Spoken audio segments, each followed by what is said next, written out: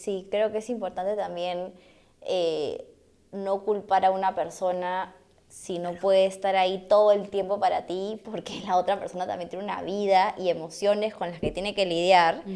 Entonces, creo que sí es bueno tener varias personas Sí, con las que uno pueda contar, pero creo que también activar tu red de apoyo no es solo pedir, creo que también es dar. claro.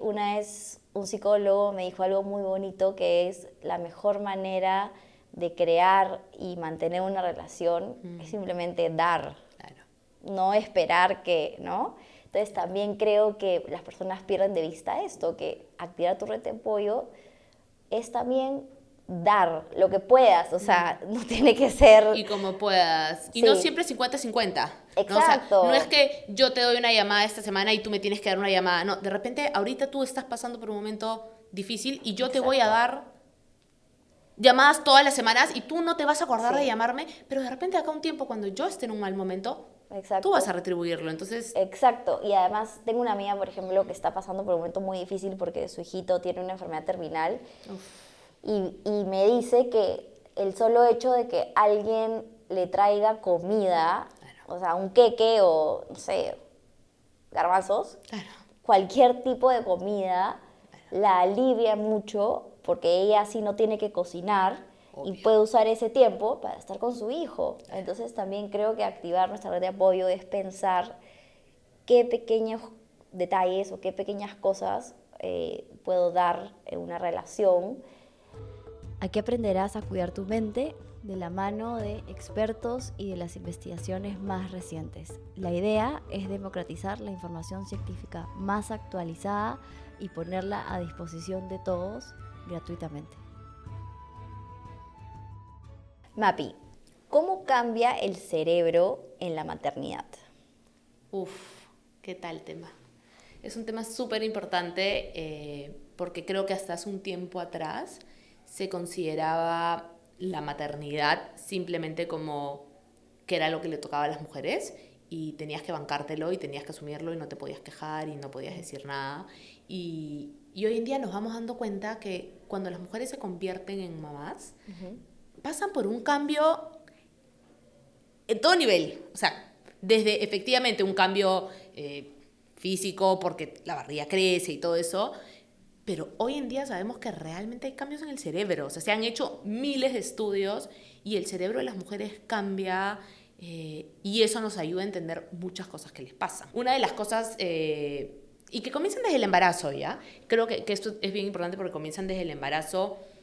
Efectivamente, se han encontrado cambios en la materia gris del cerebro. ¿Por qué? Y esto es como muy típico en el embarazo, las mamás te dicen como, estoy súper olvidadiza. ¿Sabes? Como esta idea del baby brain, del mommy brain, de me olvido de todo, no sé por qué estoy tan distraída. Y la realidad es que no es un tema simplemente de que estás pensando en otras cosas. Tu cerebro está cambiando porque efectivamente el cerebro es genial. El cerebro se está preparando para convertirse en madre. O sea, tu cerebro cambia de tal manera que se quiere asegurar la supervivencia de ese bebé. ¿Cómo? Achica, achica como la materia gris para volverse especializado en reconocer algunas cosas de tu bebé, se vuelve especializado en ser mucho más sensible. ¿Por qué? Porque si yo me vuelvo mucho más sensible emocionalmente, puedo empatizar más con mi bebé. ¿Sabes? En los hombres, incluso en los papás que están involucrados en la crianza, una vez que el bebé nace, les baja la testosterona. ¿Por Sí, qué? Para que tengan conductas mucho menos agresivas y por ende sean mucho más cercanos a ese bebé. Tú te puedes olvidar dónde dejaste las llaves, dónde dejaste tu celular, pero probablemente te acuerdes a qué hora tu bebé tomó leche, hizo pila, hizo caca, a qué hora se levantó, a qué hora no se levantó. Entonces es como que tu cerebro se vuelve especializado en tu bebé, entonces pierdes el interés de repente en unos aspectos sociales, porque tu cerebro nuevamente se quiere asegurar de que tu bebé sobreviva. Entonces, cuando pasa un tiempo después de que das a luz, y muchas mamás, no todas, muchas mamás vuelven a trabajar, se encuentran como mi cerebro no funciona como antes. O sea, ya no puedo retener la información, me distraigo, estoy pensando en si mi bebé tomó leche, no tomó leche, durmió, no durmió, hizo caca, hizo pila. Entonces, yo trabajo mucho con las mamás esta aceptación de que no vas a volver a ser la misma. No hay cómo volver a ser la misma. Vas a hacer una versión distinta, que no significa peor, ojo, simplemente distinta porque ahora tu cerebro está físicamente preocupado en la supervivencia de ese bebé. Y estos cambios de la materia gris duran hasta 2 años después. O sea, es tan increíble la ciencia que se han hecho estudios en donde los médicos, los ecógrafos, qué sé yo, podían reconocer qué cerebros eran de mujeres que habían sido mamás y qué cerebros eran de mujeres que no habían sido mamás, específicamente por ver estos cambios. Entonces, estos cambios lo que nos hablan es de que hay muchos cambios emocionales, muchos cambios cognitivos en las mujeres que son reales, ¿sabes? Sí. Entonces, si yo sé que me estoy olvidando de las cosas porque mi cerebro está cambiando, no voy a estar constantemente exigiéndome o diciéndome qué mal, cómo me olvido de las cosas, qué terrible, no puedo volver a trabajar como antes. La culpa, la autoexigencia. Si yo acepto que me estoy convirtiendo en una versión distinta de mí misma, con todas las dificultades que implica, se hace más llevadero, ¿no? Se siente como, soy menos yo, el problema es, no estoy loca, no me está pasando algo irracional, me está pasando algo completamente natural, es la propia adaptación del cuerpo. Sí, sí, yo me acuerdo que en las primeras semanas de Matías yo estaba mucho más llorona, yo siempre he sido llorona. Y ese aumento en la sensibilidad, sí, me siento muy identificada y además creo que es muy evolutivo porque al tú ser más sensible, escuchas más los ruidos. Si escuchas más los ruidos, tienes mucho más capacidad de escuchar a tu bebé llorando o si hay alguna amenaza en el entorno. Totalmente. Entonces, yo creo que lo que más he sentido en este cambio de cerebro pre y post maternidad es un aumento de la sensibilidad sensorial. Mira. O sea, yo siento que mi capacidad de oler, escuchar, todo el tema sensorial se fue a un extremo. Y también lo he escuchado de muchas otras mamás. Claro. Y tiene demasiado sentido. O sea, lo que la evolución quiere es que seas la mejor mamá, la mamá más protectora, ¿no? O sea, quiere asegurar, Tal cual, como tú dices, quiere asegurar que ese bebé sobreviva. Evidentemente, ya no sé, ya no vivimos en la época de la sabana donde efectivamente necesitas todo eso, porque hoy en día tenemos millones de cosas que te ayudan a la supervivencia, como alguien que te ayude en casa o la cámara por si el bebé llora, todo eso, pero hay rasgos del cerebro que no se han perdido. Sí. Seguimos teniendo, como tú dices, esa sensibilidad extra que es producto de un cambio hormonal gigantesco. O sea, es una montaña rusa, lo que yo le digo a las mamás. Tú das a luz y comienza pues un cambio hormonal gigantesco en el cual te encuentras llorando por cosas que antes no te hubieran provocado llanto, o la típica, y lo converso con muchas mamás, estoy con mi bebé, estoy dándole lactar, yo estoy feliz, todo está lindo, y de nada me pongo a llorar. No entiendo por qué lloro. Típica, ¿no? Como, ¿por qué estoy llorando? O mi esposo me dijo A, o mi mamá me dijo A, y me puse a llorar. Y es que sí, pues efectivamente estamos con una sensibilidad mucho más elevada, producto de un cambio hormonal, y también producto de esta adaptación a que tu mundo cambió. De este nuevo estresor. O sea, es lindo tener un hijo, pero también es un nuevo estresor en tu vida, ¿no? O sea, cualquier cambio en realidad puede ser un estresor. Y en esta línea, te quería hacer una pregunta. En tu especialidad de psicología perinatal, me estabas contando que lo primero que te decían que deberías hacer cuando viene una paciente posparto con depresión o ansiedad es pedir que se haga una evaluación endocrinológica. Y creo que esto es un pedazo de información muy importante que muy pocas personas saben. De hecho, me hizo acordar mucho a un libro de una psiquiatra que se llama Kelly Brogan, Tu mente es tuya, se llama el libro, y en ese libro ella explica que está comprobado que el 20% de las mujeres con depresión o ansiedad tienen además un problema en el sistema endocrino, ya sea en la tiroides o en cualquier otra parte, y muchas veces la raíz de esa depresión es el problema endocrino. Claro. Entonces, cuéntanos cuál es esta primera estrategia, esta primera medida que tú le pides o le recomiendas a una madre que viene a tu consulta con síntomas de depresión o ansiedad.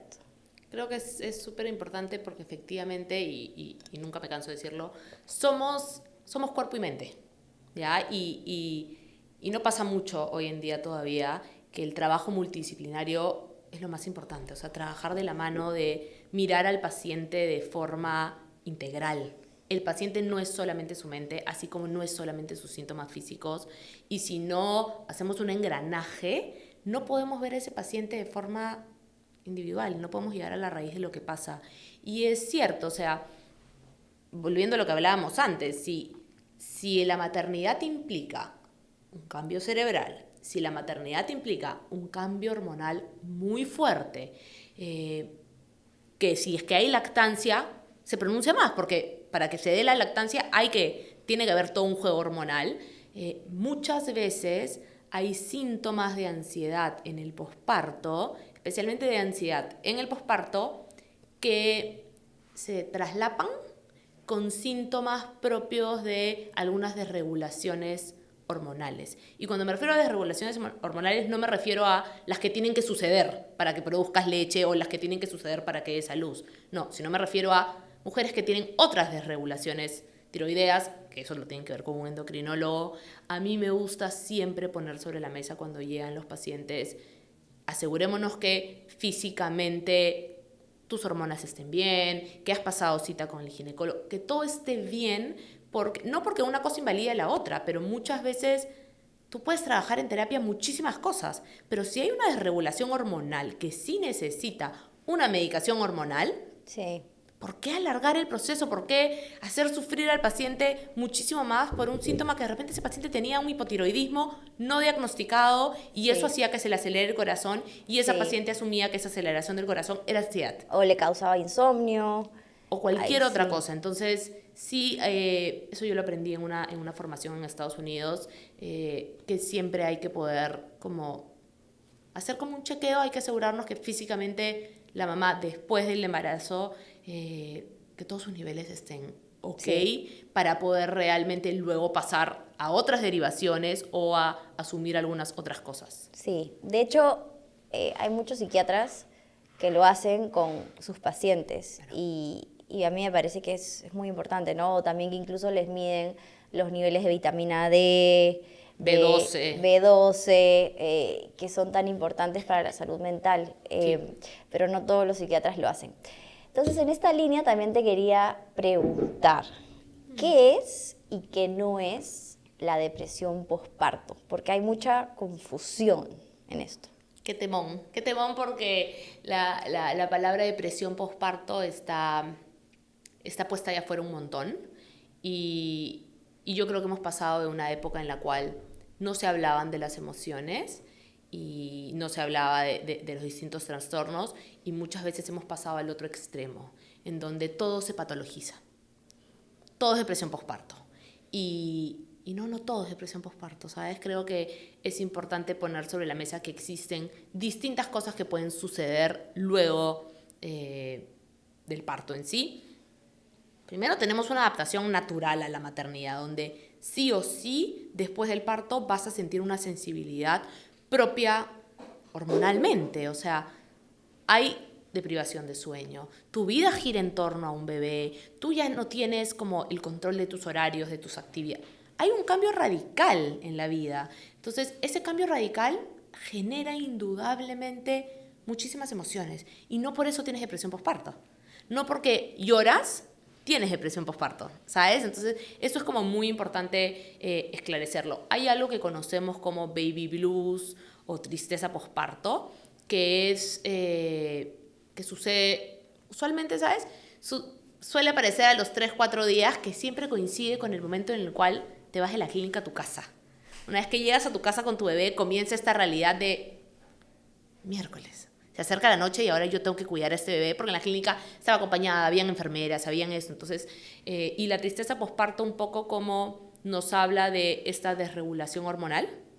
Puedes estar mucho más irritable, puedes llorar mucho más, puedes estar mucho más sensible y que es parte de la desregulación hormonal más la adaptación a la maternidad y suele durar 3, 4 semanas.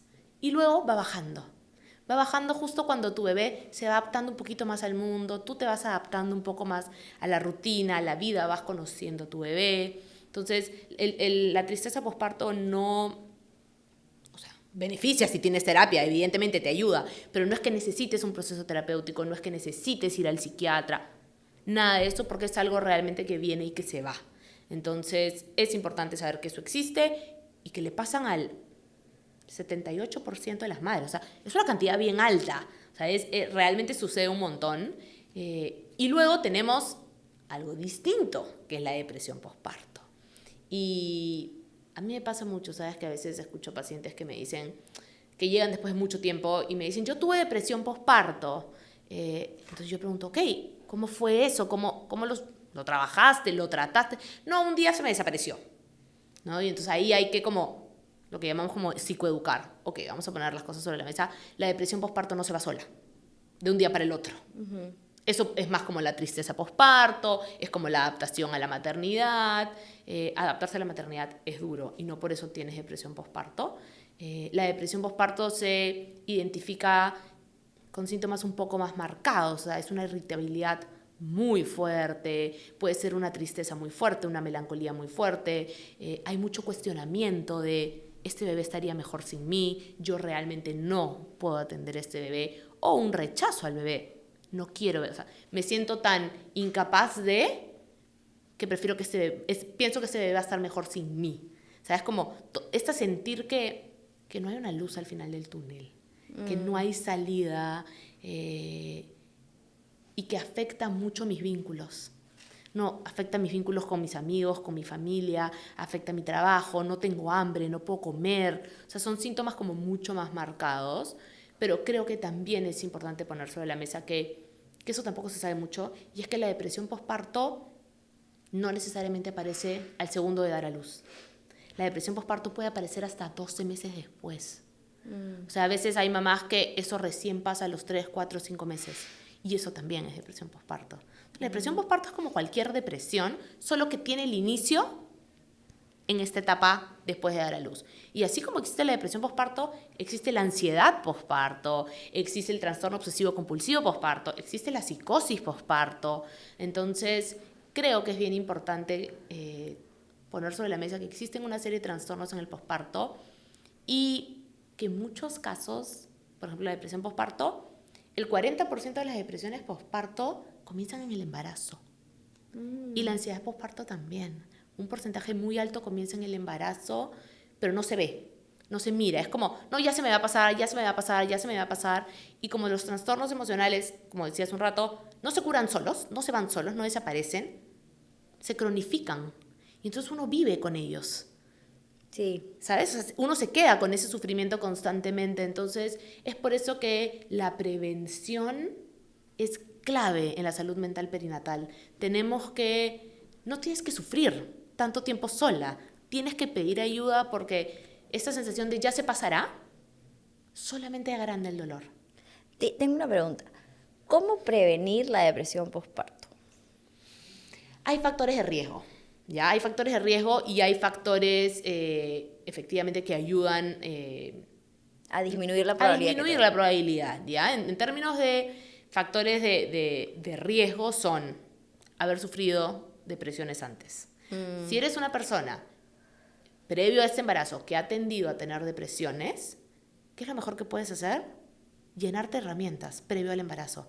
Busca tu espacio de terapia en el embarazo. Si estás medicada, no dejes la medicación por el embarazo. Busca ayuda de un psiquiatra perinatal especializado que te pueda dar una medicación que sabemos que no afecta, porque realmente si tú vienes medicada por muchísimo tiempo y tú dejas abruptamente la medicación de un momento a otro, emocionalmente eso te va a afectar mucho. Y eso tiene mayores riesgos Porque las mamás que tienen depresión durante el embarazo, que no están tratadas, tienen riesgos más altos, como por ejemplo, no van a los controles médicos, no pueden sostener un trabajo. O sea, en realidad, si lo pones en la balanza, es mejor continuar con tu medicación y estar estable emocionalmente. Entonces, si eres una persona que ha tenido depresiones previamente, es un factor de riesgo, o que tienes historia familiar de depresión, también es un factor de riesgo. Es un factor de riesgo también no tener una red de apoyo. Lo que veníamos hablando, o sea, porque la red de apoyo sí te sostiene emocionalmente. Es un factor de riesgo el consumo de drogas, el consumo de alcohol, todos esos son factores de riesgo. Es un factor de riesgo haber pasado por violencia obstétrica, o sea, por situaciones donde yo me he sentido violentada por traumas durante el embarazo o traumas durante el parto. Tienen una mayor incidencia en cómo se vive la salud mental. Y por eso nos esforzamos tanto hoy en día para hablar de qué importantes son las experiencias positivas en los partos. ¿Sabes? O sea, que esa mujer se sienta acompañada, se sienta sostenida, se sienta informada, se sienta... Que no aislemos a las mamás durante el parto, que no las violentemos, que no... Porque efectivamente, lo que pasa en ese primer momento de nacimiento tiene un efecto gigante. O sea, el estrés postraumático en el posparto muchas veces reside en las experiencias traumáticas del parto. Y las mujeres reviven esas experiencias de parto en pesadillas, no pueden ir al médico durante un año. O sea, realmente hay como esta idea de que la prevención, no solo la depresión posparto, la prevención de los trastornos de la salud mental en el posparto radican en redes de apoyo, en tratos respetados a las mujeres, acompañarlas, sostenerlas. El parto y en general el embarazo es un momento de tanta vulnerabilidad psíquica y física. O sea, estás ahí desnuda, preocupada por tu hijo, preocupada por ti. Entonces, esos son factores de riesgo muy altos, y también lo es estratos socioeconómicos bajos, donde tengo que preocuparme tanto por dónde va a dormir mi hijo, qué va a comer mi hijo, que indudablemente la salud mental se ve afectada. Y entonces, como factor protector, tenemos todo el otro lado, ¿no? Como tener una red de apoyo, tener profesionales de la salud que te apoyen, que te sostengan, que te escuchen. Si necesitas, buscar terapia en el momento que lo necesitas, autocuidado, tener espacios para ti. Si necesitas medicación, medicación. Entonces es todo un engranaje para que esa mamá en general esté al medio y que todo lo que esté alrededor de ella la pueda cuidar. Qué difícil, qué difícil. Sí. Estoy segura que en muchos casos sí se da ese contexto, pero en muchos otros es difícil tener un entorno que te cuide, ¿no? Dificilísimo. Y ojo que siempre cuando hablo de los factores de riesgo, siempre aclaro que no es una certeza que te va a dar depresión postparto. Claro. Si es que tienes esos factores, ¿sabes? Es como simplemente tienes más probabilidad. Mayor probabilidad. Sí. Pero entonces, si yo sé que tengo mayor probabilidad, puedo desde anticipadamente poner algunas cosas en acción para ayudarme a no llegar a eso. Sí, totalmente. Y quería hacerte una última pregunta. ¿Es realmente necesario ir al psiquiatra? Porque muchas personas no quieren ir al psiquiatra. Otras personas no saben si ir al psiquiatra. Entonces creo que es muy importante que tú como psicóloga, porque finalmente los psicólogos son los que derivan a las personas al psiquiatra o les dicen, oye, yo creo que sería buena idea. Tú como psicóloga, ¿qué puedes decir al respecto sobre esta pregunta que tantas personas se hacen y no saben muy bien qué hacer? Sí, es un miedo muy grande. Es un miedo muy grande que hay, que yo me encuentro a diario en espacios terapéuticos, el miedo de ir al psiquiatra. Creo que es sumamente importante, más que nada en términos de la perinatalidad, porque, claro, hay un bebé, muchas veces hay una lactancia, entonces hay una preocupación extra por cómo todo esto va a impactar el embarazo, el posparto, la lactancia en general. Y como todo, pues hay que mirarlo de una forma bien individualizada. Creo que la decisión de ir al psiquiatra no debería ser o no debería recaer o no deberíamos nosotros otorgarle a otra persona el poder al 100% de tomar esa decisión. Siempre cuando yo voy a hacer una derivación en un espacio terapéutico, siempre lo pongo desde, pensemos cómo te sientes tú frente a esta idea. Tú sientes que es necesario y a veces lo que me rebotan es, pero tú dime si es necesario, ¿sabes? Porque tendemos a ceder ese control y creo que tenemos que recobrarlo un poco porque lo que importa aquí es cómo te sientes tú, qué tanto estás sufriendo tú. O sea, realmente esta crisis que estás teniendo está afectando tu relación de pareja, tu relación con tus amigos, tu trabajo, tu posibilidad de comer, de dormir. Si esa es la realidad, no tenemos que seguir sufriendo. Busquemos más ayuda, busquemos cómo llenarte de todo tipo de herramientas, no solamente de la medicación, sino de todo tipo de herramientas, porque sí, hay casos donde sí es necesario y alivia mucho y permite que cuando yo salga de esta crisis con la medicación, puedo comenzar a trabajar en mí, puedo comenzar a ver todo más claro, puedo adquirir un montón de herramientas y la idea, en la mayoría de casos, es que esta medicación se vaya reduciendo. Y que tú puedas hacerlo por ti sola, pero sí creo que es sumamente importante que en general nosotros recobremos un poco como esta importancia de escucharnos a nosotros, porque muchas veces a mí me pasa que cuando yo insisto un poco en cómo te sientes tú, lo que obtengo de vuelta es en verdad yo también pensaba que era necesario, pero no sabía si decirlo o no, ¿no? Entonces, eso que tú sientes es lo válido. Juntas tomemos la decisión. Sientes que te va a ayudar, sientes que es necesario, vamos poniendo sobre la mesa que aquí en Perú los psicólogos no podemos diagnosticar. Entonces a mí muchas veces me preguntan, ya Mapi, ¿tengo depresión postparto o no? Y yo les digo, yo puedo tener toda ¿sabes? Como en mente todo lo que está pasando, pero yo no puedo diagnosticarte. Ese diagnóstico tiene que venir de un médico, de un psiquiatra, y solo es el psiquiatra el que puede medicarte si es necesario. Y en los casos en los que se trabaja con psiquiatra, se trabaja de la mano con el terapeuta. O sea, el psiquiatra está en contacto con el terapeuta, está tomando tal medicación. Ok, en terapia estamos trabajando esto, la medicación se baja así, nosotros subimos las herramientas así. Nuevamente, volvemos a lo mismo, trabajo interdisciplinario. Médicos, psiquiatras, psicólogos, asesoras de lactancia, dulas, todos juntos en pro de lo que sea mejor para esa mujer. Porque lo que es mejor para esa mujer, por consecuencia va a ser mejor para ese bebé. Sí, totalmente. Bueno, Mapi, qué lindo tenerte acá, qué lindo que puedas haber creado un espacio en el que las madres creo que se van a sentir muy bien, creo que van a escuchar cosas con las que se sienten muy identificadas y nada, espero que en un próximo episodio podamos hablar de lo que explicas en tu libro, que es ya no la regulación emocional en la madre, sino la regulación emocional en los niños y qué hacer con las emociones en tus hijos. Así que en el siguiente episodio vamos a tener toda una entrevista sobre salud mental en la primera infancia con Mapi de nuevo. Gracias por escucharnos.